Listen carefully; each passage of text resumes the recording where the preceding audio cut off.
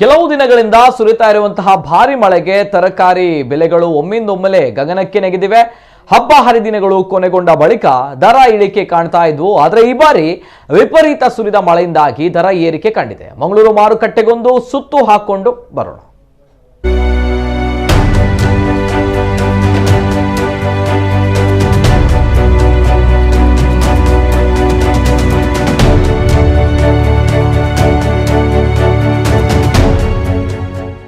ಮಂಗಳೂರಿನಲ್ಲಿ ತರಕಾರಿ ಬೆಲೆಗಳು ಗಗನಕ್ಕೇರಿವೆ. ಅದರಲ್ಲೂ ಕೆಲವೆಡೆ ಟೊಮೆಟೊ ಬೆಲೆ 70 ರೂಪಾಯಿ ಏರಿಕೆಯಾಗಿದೆ. ಸೆಂಟ್ರಲ್, ಜೆಪ್ಪು, ಕಂಕನಾಡಿ, ಕತ್ರಿ ಮಾರುಕಟ್ಟೆಯಲ್ಲಿ 50 ರಿಂದ 60 ರೂಪಾಯಿ ಇದೆ.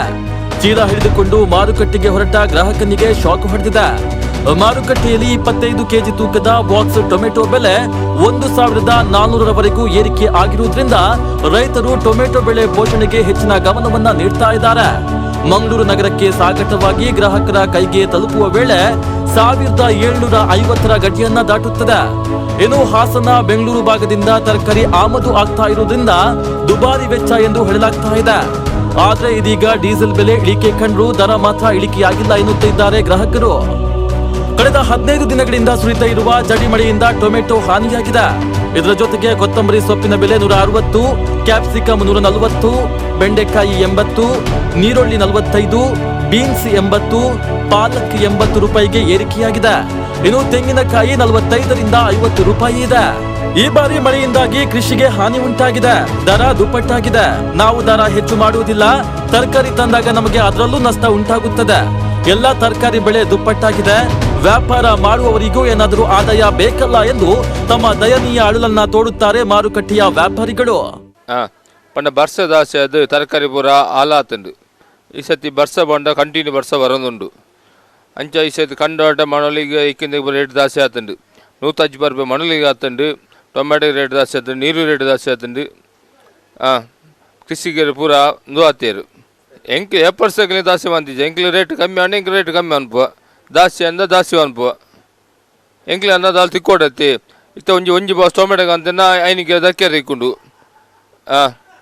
ಒಂಜಿ ಬಾಸ್ ಮಣಲಿಗೆ ಅಂತನ ರೊಟ್ಟಿಗೆಲ್ಲ ಮಣಲ್ ದಕ್ಕೆ ಇಕ್ಕೊಂಡು ಟೊಮೆಟೊ ಬಂದಿತ್ತು. ಟೊಮೆಟೊ 50 ರೂಪಾಯಿ ಉಂಡು.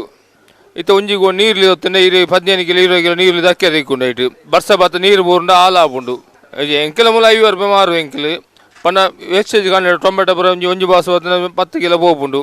ಐನಿಗೆ ನೀರ್ಲಿಗೆ ಅಂತೆಲ್ಲ ಒಂಜಿ ಗೋಣಿಗೆ ಅಂತ 15 ಕಿಲೋ ನೀರ್ಲಿ ಹೋಗ್ಬುಂಡು.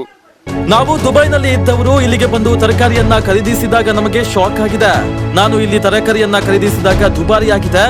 2 ವರ್ಷಗಳ ಹಿಂದೆ ಇಷ್ಟು ದುಬಾರಿ ಇರಲಿಲ್ಲ. ಇಲ್ಲಿಯ ಜನ ಖರೀದಿಸುವುದಾದ್ರೂ ಹೇಗೆ ಎನ್ನುತ್ತಾರೆ ಗ್ರಾಹಕರು.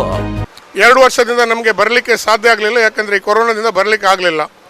ನಾವು 2 ವರ್ಷ ಮುಂಚೆ ವರ್ಷಕ್ಕೆ ಇಲ್ಲಂದರೆ ವರ್ಷಕ್ಕೆ 2 ಸಲ ಬರ್ತಾ ಇದ್ದೆವು. ಆವಾಗ ಅಂಗಡಿಗೆ ಬಂದು ತರಕಾರಿ ತಗೊಳ್ಳುವಾಗ ಅಷ್ಟು ಒಂದು ಕಾಸ್ಟ್ಲಿ ಇರಲಿಲ್ಲ. ಇವಾಗ ನೋಡುವಾಗ 1 ಕಿಲೋ ನಾನೇ ಇಲ್ಲಿ ಬಂದು 1 ಕಿಲೋ ದಾಳಿಂಬ ಕೇಳಿದೆ. 4 ದಾಳಿಂಬಕ್ಕೆ 180 ಅಂತೆ. ಹಾಗಾದರೆ ಜನ ಸಾಮಾನ್ಯರು ಜೀವಿಸುವುದು ಹೇಗೆ? ಇಡೀ ಎಲ್ಲ ತರಕಾರಿ ಎಲ್ಲ ವಸ್ತುಗಳು ಬಹಳ ಬಹಳ ಬಹಳ ಕಾಸ್ಟ್ಲಿ ಆಗಿದೆ. ಅದರಿಂದ ನಮಗೆ ಅಷ್ಟೊಂದು ಪ್ರಾಬ್ಲಮ್ ಇಲ್ಲ, ನಾವು ದುಬೈಯಿಂದ ಬಂದವರಾದ್ದರಿಂದ. ಆದರೆ ಇಲ್ಲಿಯ ಜನ ಹೇಗೆ ದಿವಸ ತಗೊಳ್ಳೋದು, ಹೇಗೆ ದಿವಸ ಹೋಗೋದು, ನನಗೆ ಇದನ್ನು ಈ ತರಕಾರಿಯ ಮತ್ತು ಬೇರೆ ವಸ್ತುವಿನ ಬೆಲೆ ನೋಡಿ ನನಗೆ ಬಹಳ ಬೇಸರವಾಗಿದೆ.